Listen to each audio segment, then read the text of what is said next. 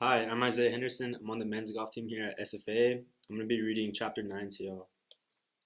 Chapter 9 is that Carlotta. Richard is sitting on his front porch tossing a tennis ball up in the air. Darnell is just leaving on his bike. He gives Gavin a quick hi and then he's off. "What's up?" Richard asks. "What are those for?" He points to the stack of flyers in Gavin's hand. Carlotta is still lost. "We're posting these around the neighborhood. Want to help?" "Okay," Richard says, "but I have to get permission. Can I have something to drink? I'm thirsty." "Yeah, sure." Gavin's never been in Richard's house before. He's surprised to see how messy it is.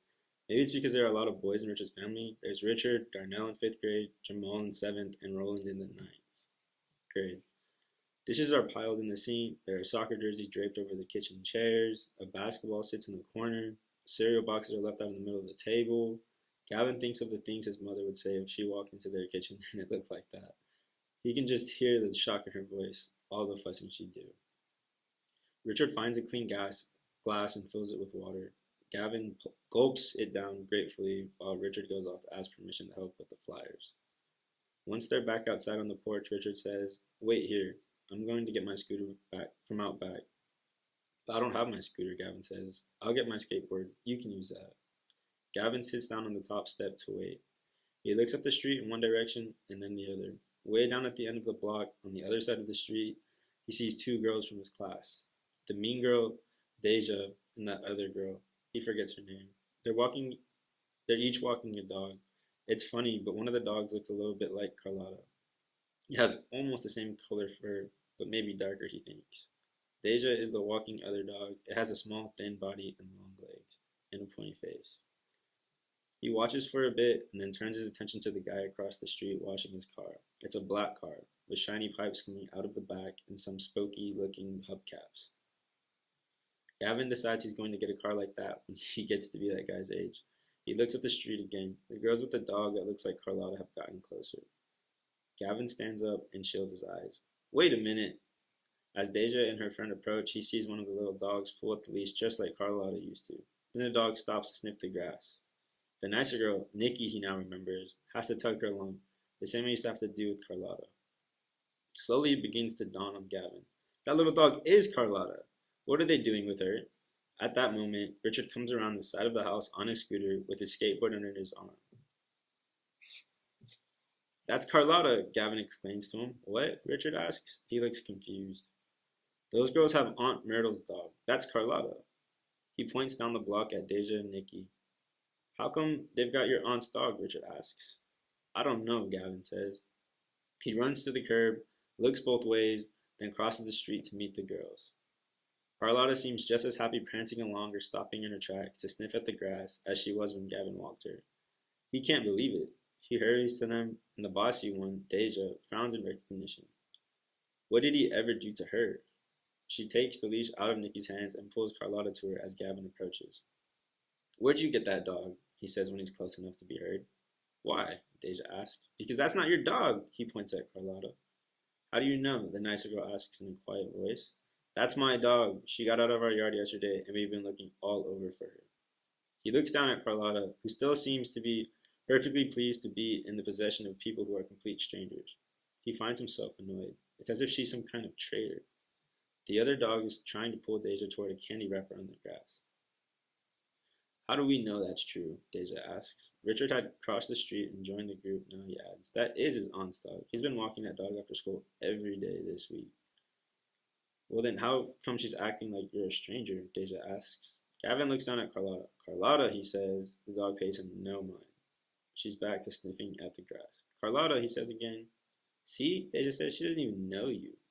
"Okay, then where did you get this dog?" Gavin challenges her. Before Deja can open her mouth, the other girl says, "We happen to save this dog's life. She was almost going to get hit by a car, and we stopped her before she crossed in front of it. Anyway, my parents said that she's a stray, just like Deja's dog, Miss Precious Penelope.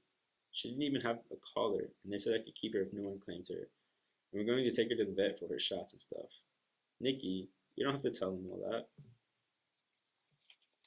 It's just then that Gavin realizes he's left proof that the dog is his aunt's on Richard's porch. Again, he looks both ways down the empty street and then dashes across. He gathers the flyers and hurries back to the group. Look at this, he says, holding up a flyer close to Deja's nose. She bats at it and backs away. But she reads it, and her friend reads it too. Have you seen this dog? Her name is Carlotta, and she's the beloved companion of Miss Myrtle Roberts. She has orange-brown fur and was not wearing her collar when she ran off on Friday afternoon. She's been missing for the last 24 hours. If you see her or know where she is, please contact Myrtle Roberts at 555-3423. Under the paragraph is the picture of Carlotta. She has a jumbo pink bow in her hair. Nikki and Deja stare at it. They look down at Carlotta, still doing her sniffing routine, then back at the flyer. Well, I want my leash and collar back, Nikki says sadly. I knew it was too good to be true, she adds, more to herself than anyone else. I'll give them back on Monday at school, Gavin says, scooping Carlotta up in his arms. Gavin feels like a real hero when he climbs the steps of his porch when Carlotta is squirming in his arms. Richard is right behind him, probably not wanting to miss the hero's welcome his friend is about to receive. Before Richard can get the front door for Gavin, Uncle Vester opens it. When he sees them, his eyes grow big and his lips part, but no sound comes out. Then he yells, Myrtle, get in here! His voice brings Gavin's dad back from posting flyers, and Gavin's mom running too. They stand there together, staring at Carlotta in stunned silence for a moment. It's as if they can't believe their eyes. Where did you find her? His mom finally asks while Aunt Myrtle takes the dog out of his arms and gives her a hug. Danielle walks in the door just then with a few leftover flyers in her hand. Even her mouth drops open at the sight of Carlotta. These two girls on Richard Street had her. They said they saved her from getting hit by a car, that they didn't know that she belonged to anyone because she didn't have a collar. It's a miracle, Aunt Myrtle says. A miracle. She takes Carlotta into the living room and sits down on the sofa. Uncle Vester walks over to Gavin and pats him on the back. His father stands there beaming. His mom smiles at him as well. Even Danielle is smiling at him. Now that's a real miracle. Well, Gavin, I think we need to do some settling up, Uncle Vester says. Gavin frowns. Not sure what that means exactly. Uncle Vester takes out his wallet and extracts 2 tens. Here's what I owe you for walking Carlotta.